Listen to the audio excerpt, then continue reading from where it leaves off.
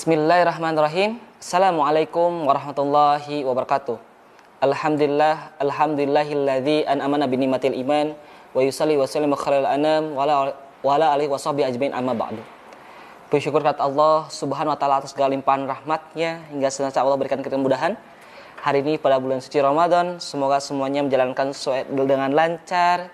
Allah berkahi dengan segala kemudahannya. Allah berikan rahmat serta hidayah untuk kita semuanya. Amin ya rabbal alamin. Salawat serta salam selalu terlimpah curahkan pada baginda alam, yakni Habibana ya Nabiyana Muhammad sallallahu alaihi wasallam, kepada keluarganya, para sahabat-sahabatnya, para tabiut dan tabiinnya hingga kita semua selaku umatnya. Alhamdulillah, masyaallah, kembali lagi dengan saya Salman Al-Farizi. Insyaallah saya akan mengisi tentang bagaimana memaknai puasa dalam bulan Ramadan ini. Masyaallah. Apa itu puasa? Banyak sering kali kita menjelaskan bahwa Ramadan itu penuh berkebahan, Ramadan itu penuh dengan segala maghfirah, ampunan dari Allah segala taala. Namun kita lupa dengan memaknai bagaimana sih kita menjelaskan terkait bulan Ramadan ini. Lalu apa sih? Kenapa kita harus diwajibkan untuk berpuasa pada bulan Ramadan? Nah, kita jelaskan apa itu puasa. Puasa dalam bahasa istilah adalah al-imsak. Al-imsak yang artinya adalah menahan diri. Namun secara istilah, menahan diri dari hal-hal tertentu dan orang-orang tertentu dan juga waktu-waktu tertentu. Jadi tidak semua orang itu bisa melaksanakan puasa pada bulan Ramadan. Dan tidak semua waktu kita puasakan. Nah, kita kaji semuanya ya. Baik, yang pertama dalam tadi juga ada masalah tentang hal atau seorang orang tertentu, waktu-waktu tertentu. Berarti ada syaratnya. Nah, syarat yang pertama ketika bulan suci Ramadan dan orang-orang yang bisa melaksanakan puasa pada bulan Ramadan ini, yang pertama adalah dia harus beragama Islam. Nah, kalau misalkan orang selain Islam, apakah dia diwajibkan untuk berpuasa? Tidak. Maka salah satunya adalah ketika orang diwajibkan berpuasa adalah satu, orang Islam. Lalu yang kedua adalah orang yang sudah baligh. Jadi kalau misalkan laki-laki itu sudah pernah bermimpi basah, lalu kalau perempuan sudah berjumpa dengan masalah tentang haid. Lalu yang ketiga adalah berakal. Nah, berakal. Jadi kalau misalkan dia udah Islam, dia sudah baligh, tapi dia tidak berakal, gila misalnya, ya, dia tidak berakal, apakah dia diwajibkan berpuasa? Tidak. Jadi orang yang diwajibkan berpuasa adalah orang yang berakal. Lalu yang terakhir adalah mampu, karena tidak semua orang mampu ketika dia sudah berislam, ketika dia sudah baligh, lalu dia berakal tapi dalam keadaan yang sakit, tidak, maka dia tidak diwajibkan untuk berpuasa. Nah, itu udah syaratnya. Nanti kita akan kupas bagaimana sih mekanisme perjalanan puasa itu. Lalu setelah syarat ada juga yang namanya rukun puasa. Nah, seringkali kita lupa dengan rukun ini. Yang pertama yaitu niat ya. Kalau misalnya kita nggak niat puasa, maka kita tidak sah dalam puasanya. Nah, ada hadis riwayat misalkan menjelaskan bahwa ada beberapa mazhab yang menjelaskan bisa niat itu setiap hari. Biasanya kalau misalkan kita sholat tarawih itu suka dipandu oleh imam tarawih kita untuk melaksanakan atau membacakan niatnya setelah sholat tarawih setiap hari, setiap malam sampai akhir bulan Ramadan. Itu setiap hari. Ada juga yang menyarankan dalam mazhab itu ada yang satu kali saja dari awal pertama sampai akhir. Nah, itu jadi silakan teman-teman semua bagaimana mengamalkannya, mau yang satu hari terus berturut-turut tinggal akhir, atau misalkan satu bulan full cukup satu kali satu niat untuk satu bulan. Nah, itu terkait dengan rukun yang kedua. Selain dari niat adalah menahan diri dari hal-hal tertentu. Contohnya misalkan dari menahan lapar dan dahaga.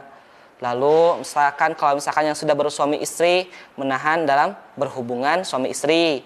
Lalu misalkan nifasnya orang yang hamil, atau misalkan orang yang baru melahirkan, atau misalkan orang yang sedang melahirkan, atau misalkan orang yang sedang mengandung. Nah, itu tidak dianjurkan untuk berpuasa.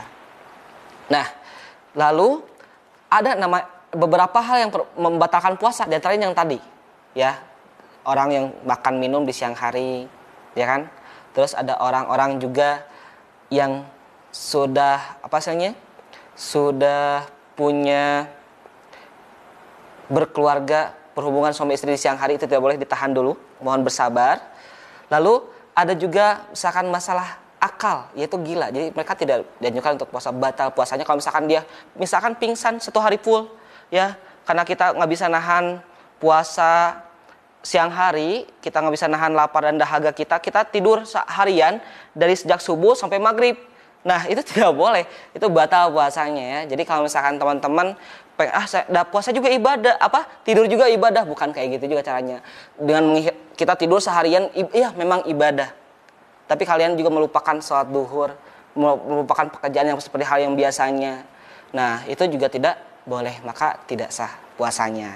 Mungkin ada yang bilang sah puasanya tapi tidak mendapatkan pahala. Nah itu adalah salah satu yang membatalkan puasa. Nah, sunnah puasa. Sunnah puasa ini ada yang bilang kayak gini. Pertama, kita harus menyegerakan buka puasa. Nah, kita harus menyegerakan buka puasa. Tidak boleh dinanti-nanti. Karena dalam satu syariat, yaitu salah satu yang harus disegerakan adalah saat berbuka puasa. Lalu, mengakhirkan sahur. Nah, jadi kita nggak boleh tuh misalkan, bahasanya ada beberapa yang mengamalkan, jam 2 aja sahur, nanti kita tidur dulu, jadi enak nantinya langsung sholat subuh biar nggak ngantuk. Nah, ada yang bilang kayak gitu. Sebaiknya kita mengakhirkan sahur. Agar apa? Agar kita nanti ketika setelah sahur, kita langsung pergi ke masjid untuk melaksanakan sholat subuh. Dan sebaiknya langsung tidak tidur juga, langsung melaksanakan tilawah Al-Quran sampai terbitnya fajar. Nah, Masya Allah, itu adalah sunnahnya seperti itu. Lalu yang terakhir apa? Tidak berkata kata kotor. Nah, hindari perkataan-kata kotor. Jauhi jahil kepada teman-teman kita.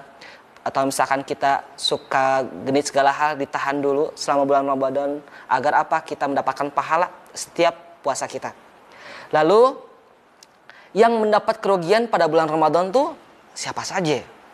Nah, salah satu hadis mengatakan bahwa orang yang mendapatkan kerugian itu adalah satu, ketika diucapkannya kata nama Nabi Muhammad itu tidak mengucapkan sallallahu alaihi wasallam, satu itu. Jadi kalau misalnya orang yang merugi itu adalah pertama, ketika orang mengucapkan Nabi Muhammad lalu tidak dijawab dengan sallallahu alaihi wasallam, maka dia adalah orang yang rugi atau celaka. Lalu yang kedua, ketika dia hanya menahan lapar dahaga saja, tapi dia tidak melakukan pahala dalam bulan Ramadan. Lalu yang terakhir, ketika dia melaksanakan sholat tarawih, dia hanya mendapatkan begadangnya saja, tidak mendapatkan pahala tarawihnya saja. Nah itu amat celaka dan amat rugi bagi orang-orang tadi, salah satunya. Dan keringanan puasa nih. Jadi kita udah syarat-syaratnya bagaimana, rukunnya seperti apa. Lalu untuk orang-orang yang mendapatkan keringanan puasa, apakah mereka itu diwajibkan puasa atau bagaimana? Nah, ada beberapa kriteria untuk diringankan dalam puasa Ramadan ini. Salah satunya adalah orang-orang yang sakit. Nah, orang-orang yang sakit ini mereka tidak dianjurkan untuk puasa bulan Ramadan. Namun, mereka harus membayar fidyah nanti di akhirnya. Nah, fidyah itu nanti terkait dengan bagaimana pembayaran itu sesuai dengan batalnya puasa per harinya. Misalkan 2 hari berarti bayar fidyahnya selama 2 hari itu untuk diberikan kepada orang atau fakir miskin. Lalu adalah orang yang sedang hamil atau sedang menyusui. Nah, biasanya ibu-ibu ya. Ibu-ibu yang hamil dan menyusui itu tidak boleh atau misalnya tidak dianjurkan untuk berpuasa.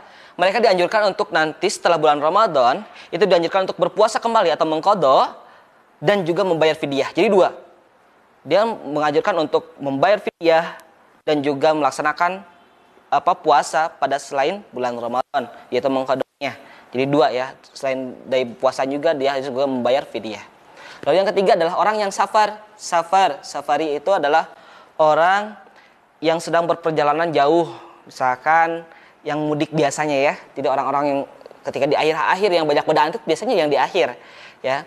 Ketika dia sedang mudik dalam perjalanan, lalu mereka itu mendapatkan suatu kehausan atau lapar dalam perjalanan itu, maka mereka boleh membatalkan itu, namun mereka harus mengqadha di setelah bulan Ramadan itu. Semua yang telah melihat video ini, Masya Allah, semoga ambil yang baiknya, buang yang buruknya. Kalau corona, buang yang positifnya, ya, cari yang negatifnya. Dari saya, Salamat Al-Fariji, mohon pamit. Wabillahi taufiq wal hidayah. Wassalamualaikum warahmatullahi wabarakatuh.